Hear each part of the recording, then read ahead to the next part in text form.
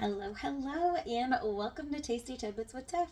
My name is Tiffany, and I help busy millennials create healthy meals in minutes without stress and overwhelm.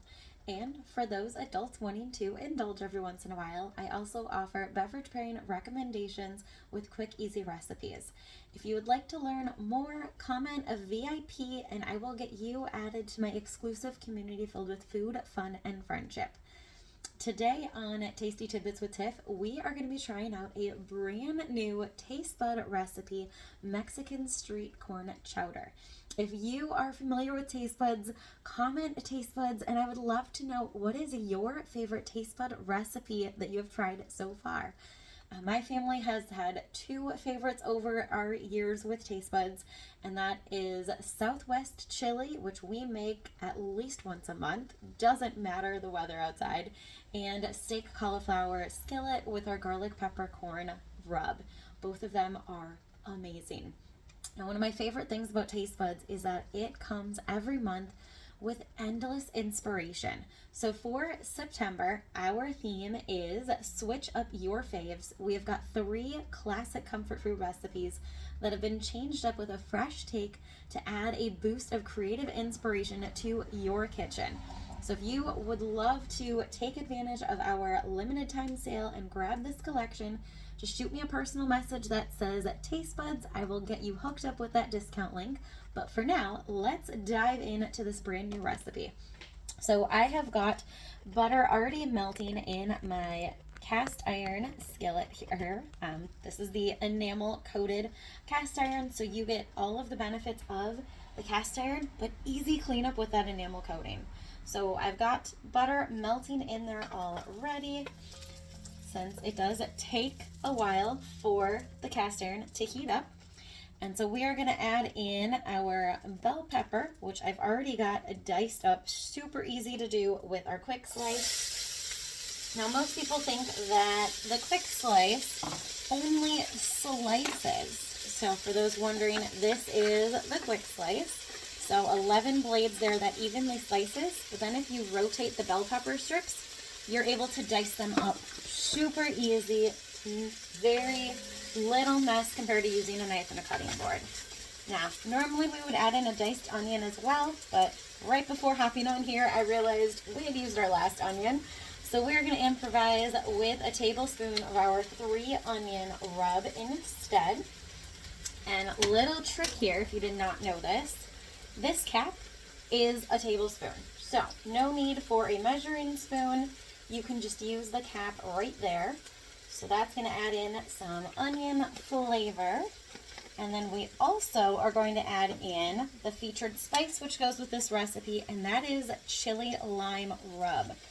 This is a little bit of heat from your chili and a little bit of tanginess from that lime. Perfect combination. I love to sprinkle this on fresh fruit and veggies for a little bit of sweet heat.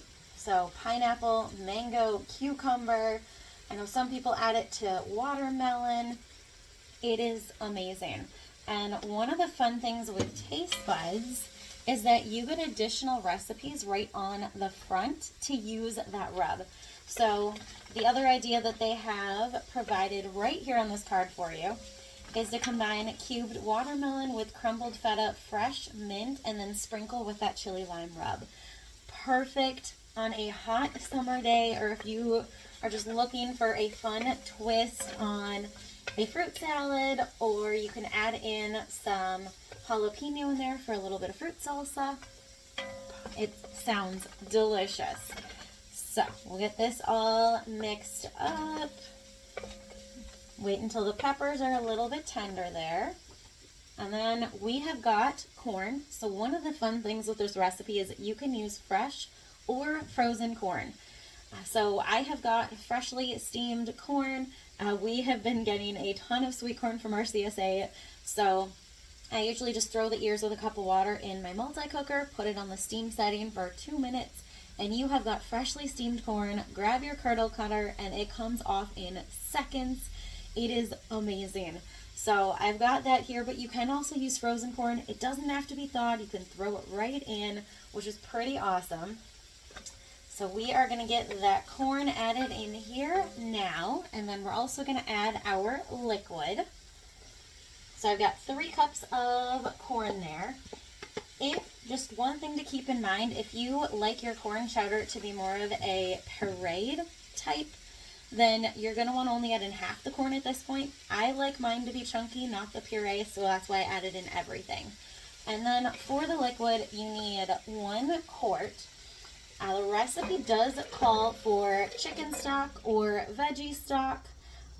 You notice that wasn't stock? This was 4 cups of almond milk. I have learned over the years of making corn chowder, both on the stove and in my pressure cooker, that using almond milk makes it super creamy and just accents all of those flavors rather than using chicken stock or veggie stock. So that's just my personal preference. You can customize this recipe to fit your preferences and your needs, which is one of my favorite things about taste buds. So we're gonna let this come to a simmer. So we'll turn up the heat a little bit. Let that come to a simmer.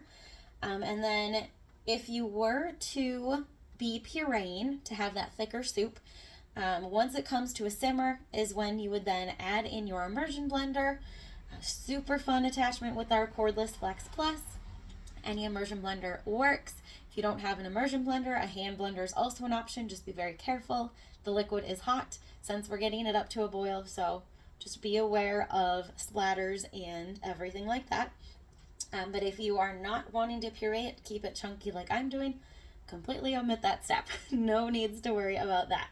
If you are looking for it to be a little bit thicker but not pureed, this would be a great opportunity to add in your Enrichables pea protein.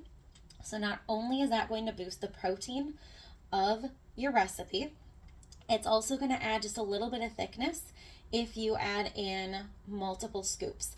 So typically 1 scoop is good for a serving, and this recipe makes 4 servings, so you would want to add in 4 to 6 scoops of the pea protein.